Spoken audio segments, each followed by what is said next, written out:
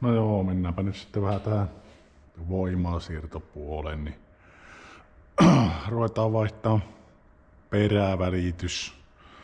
Niin aloitetaan siitä, että räpästään ensin rengas pois.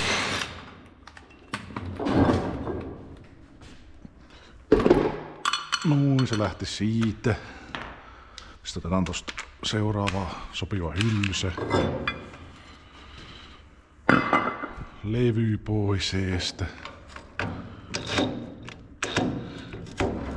Vähän meinaa olla kökkösiä. Ruuveja.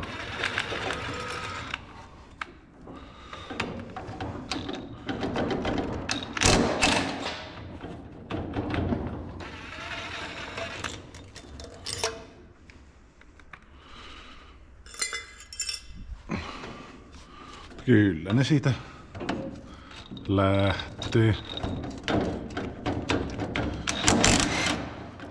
Hyvin petaarihan tästä niin pitää ottaa irti.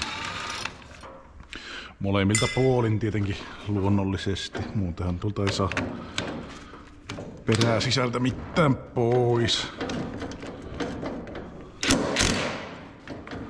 Liekkä tätä koskaan siviiliaikana avattukaan tätä perää sen verran korrosioituneet ruuvit.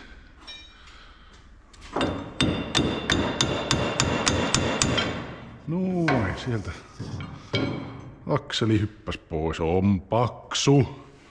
On paksu. Ja tämmöstähän ei saa poikkies rekkavetuurilla. Perkele viekö.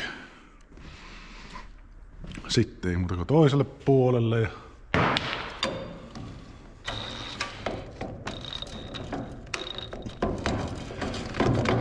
on ruosetta.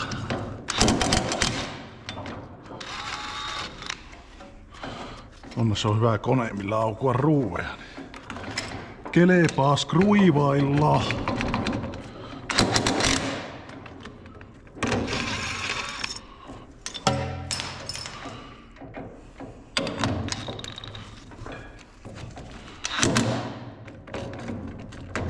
Näyttääköhän tää kamera oikeaan suuntaan pahalle? Ei ite näe, pitäis puhelimeen laittaa, että näkis, että mihin mä edes kuvaan, mutta uskoisin, että se näyttää johonkin tänne päin.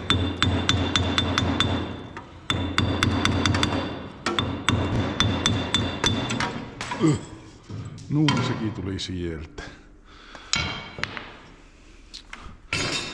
Sitten meidän täytyy nostaa auto ylemmäs. Ei vihti konttia.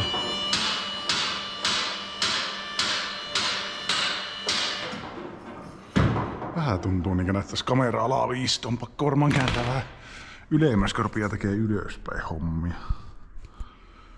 Niin, siitä pitäisi rääpästä tuo koppa irti. No näissähän meillä ei onneksi ole vielä mitään, ei saa, nämä on helppo poisto. Watt-linkki siis irrottaa. No tuossa on jo 13 hyllyssä valmiiksi. Voi ottaa tämän Pro-kopaan tältä pois.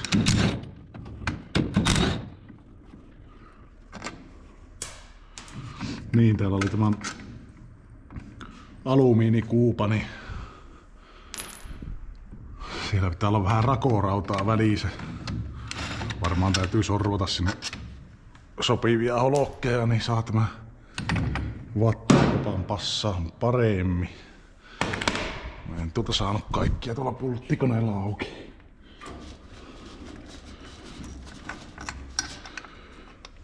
Vitsit, sitä valuu öljyäkin. Kuka tuonne semmoista mukaan laittaa?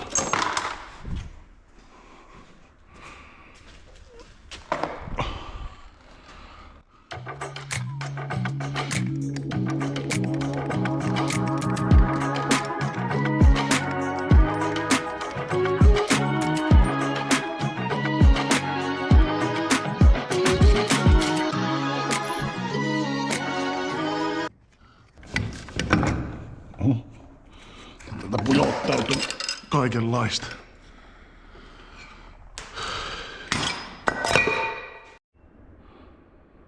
No joo, siitä on perää tulossa irti. Ei viihtinyt kuvata ihan koko hommaa, kun piti vähän aikaa muistella, että miten nämä irtoaa.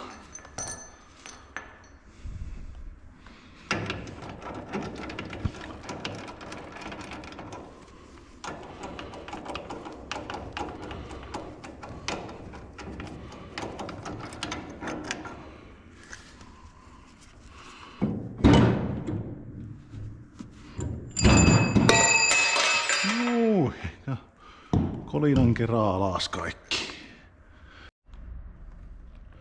Onko jollain hajua tuommoisen hienon näköisen lukkosysteemin toiminnasta? Voiko toi hyödyntää mitenkään vai? Tai se vaan repiä pois ja lyö kemppiä täyteen. Se ei ainakaan luista. No niin, ja siinä olisi vuosia sitten ostettu uusi 614 perävälityskin tähän, niin se pitäisi asentaa sitten tuohon. No, toivottavasti ne asennusta saa vastaukset siihen lukkosysteemiin. Toki se kyllä näyttää vähän epätoimivalta. Niin joo. Ja uudet laakerit täytyy hakea, että tulee nyt täällä työreissuun. Niin. Ja se on sunnuntai ja tää videohan tulee keskiviikkona. Mikä olisi muuten semmonen hyvä viikkovideo, että ajankohta, että mihin kelloaikaan ne laittaisi. Ajattelin tämän laittaa kello 16 keskiviikkona tulee ulos. Koska kaikki on aamulla töissä, niin ei silloin kukaan kato mitään. Ellei sitä ole tylsä työ. Mut joo. Uudet laakerit siihen ja sitten ruveta simmailee se tonne kohdalleen. Ja moottorin kytkiratkaisu on tollanen. Oho se vauhtipyörällä. Sitten siinä on tommonen 200 sutsisatsi ja 4-lapainen sintteri. Kyllä nää pitäis toivottavasti rokkailla tuossa moottorissa. No pikku kytkii sen takia, että se kestäisi niitä kierroksia vähän paremmin. Ja uskoisin, että tuommoinen Helina-asetelma vörkkii maukkaasti siinä. Jäänyt joskus hyllyyn tommonen, niin laitetaan se nyt tähän vehkeeseen. No niin, lähetäpä noukkiin. Yksi työstökone tosta kylän pinnasta. Jaa, sieltä tulee oikein nostovehkeellä kuljetus. Mitähän sieltä tulee? Komia iso hiioppi auto oikein jaksaa nostaa. Siirrelläänkö me vaan autoja? En tiedä.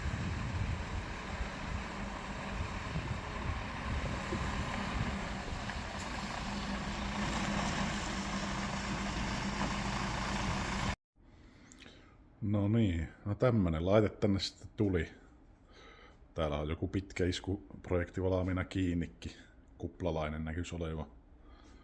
Mutta joo, pääsee olemaan ihan sandaalitassuna kohta. Pitää melkein ruveta turbaania ja sandaalia ja jotakin kaapua hommailee, että pystyy ruveta käyttämään tuota. Ja pitää tänne vissiin laittaa joku heksagonivalot, niin kuin kaikilla tosi tubettajilla on, sitten tekee niitä sandaalitassu-videoita. Ja sitten tässä nuo laitteet laittaa järjestykseen, mitä tuossa tuli mukana. Mutta ei siitä se enempää, katsotaan sitten, kun otetaan kone käyttöön. Niin, ja tosiaan erityiskiitos Samuli Pohjanen Oy:lle, kun lainas meille kuljettajaa ja autoa, jolla saatiin tuo kone tuotua tänne. Ei muuta kuin Ja eipä siinä. Kiitos, että kattelit video ja kattelet toki jatkossakin. No, muuten hieno teepaita löytyi tuosta. Joo. Ei siinä. Jatketaan hommia taas seuraavalla videolla. Se on moro.